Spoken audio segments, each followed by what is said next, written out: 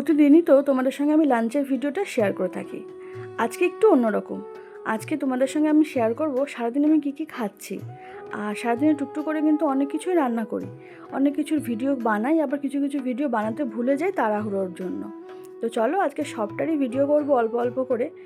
তো আজকে হলো 12ই জুন। আজকে সকাল থেকে কী কী রান্না করলাম দেখো। সকালবেলা যেহেতু ছেলে স্কুলে যাবে, তারপর ওখান থেকে পড়তে যাবে, সেই কারণে আমাকে ওকে সকালবেলা কিন্তু একটু হালকা পাতলা কিছু টিফিন করে দিতে হয়।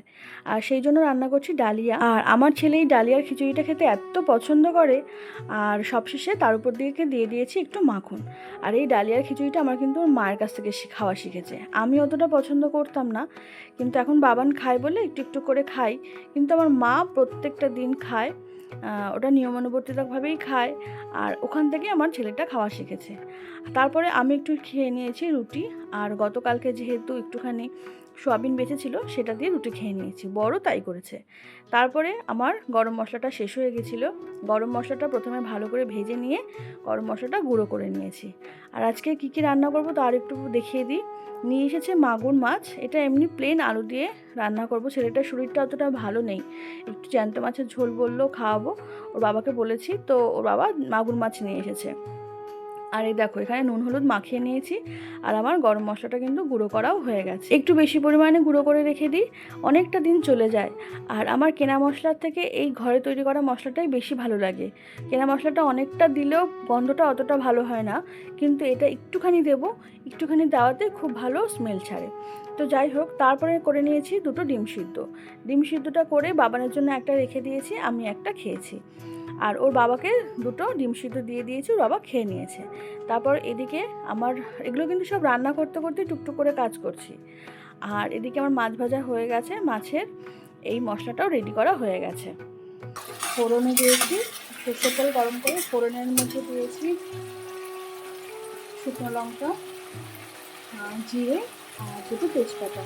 তারপর একটা টমেটো দিয়েছি। টমেটোটা একদম নরম নরম হয়ে আসলে ওর মধ্যে একটু মশলাগুলো দিয়েছি। মশলার মধ্যে ধনে, জিরে, আদা আর লঙ্কার গুঁড়ো, একটু অল্প পরিমাণে ঘি, তারপরে গরম মশলাগুলো সব কিছু দিয়ে মশলা দিয়ে ভালো করে কষাচ্ছি।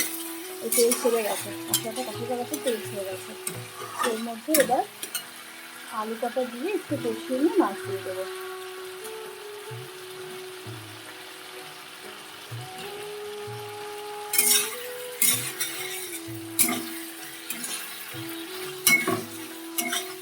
মাছ আলুটা কষিয়ে নিই, নাড়িয়ে চাড়িয়ে মাছ দিয়ে দেবো। আলুটা যেহেতু চন্দ্রমুখী আলু তো, তাই সিদ্ধ হতে বেশি সময় লাগে না। এই কারণে একসাথে মাছ দিয়ে দেবো, তা নাহলে মাছ আলুটা সিদ্ধ যাদের চন্দ্রমুখী আলু, নবজাতি আলু একটু সিদ্ধ হতে সময় লাগে, সেক্ষেত্রে জলটা দিয়ে একটু ফুটে উঠলে পরে আলুটা সিদ্ধ হলে তারপরে মাছটা দিতে হবে।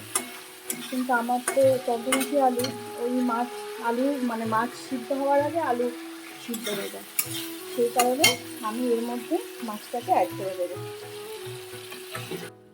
মাছটা দিয়ে ওই 10 থেকে 15 মিনিট লো ফ্লেমে একটু ফুটিয়ে নিলেই হয়ে যাবে।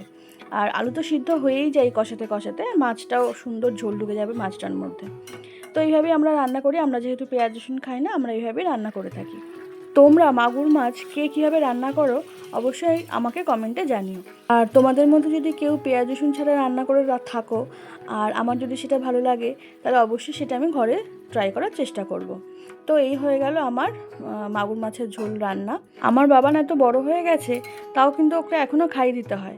কিন্তু এই মাগুর মাছ যদি থাকে, আমি যদি বলি বাবান একা হাতে খাবি, ও বেশ সুন্দর করে একা হাতে খেয়ে নেয়। আর আমার দেখে বেশ শান্তিও লাগে। এখনও বড় হয়ে গেছে, এখনও খাইয়ে দিতে হয়, স্নান করে দিতে হয়, সমস্তটাই করে দিতে হয়। আর আমার মনে হয় বাচ্চাদের জন্য এইটুকু করা অবশ্যই মায়েদেরও কর্তব্য, উচিতও করা। তো যেহেতু শনিবার ছিল, ছেলে তাড়াতাড়ি চলে এসেছে পড়ে টোরে, তো ওকে একটা আম কেটে দিয়েছি। ও একটা আম বললাম খা, এক টুকরো আম খা, তো এক টুকরো আম খেয়েছে। আর এই আমটা না, আমাদের ও বাড়িতে কাজ হচ্ছে, তারা একদম গাছ পাকা আম নিয়ে এসেছে, দারুণ মিষ্টি ছিল। তো চলো আজকের লাঞ্চটা কী কী করেছি সেটা তোমাদের সঙ্গে দেখিয়ে দিই। এই যে মাগুর মাছের ঝোল দেখতেই পেলে, আর করেছি একটু ভেন্ডি আলুর তরকারি। আর এই দেখো একদম ধোয়া ওঠা গরম ভাত, সাথে রয়েছে স্যালাড। ভিডিওটা ভালো লাগলে অবশ্যই এটা লাইক করো, কমেন্ট করো, আমার পেজটা ফলো করে দিও। Thank you.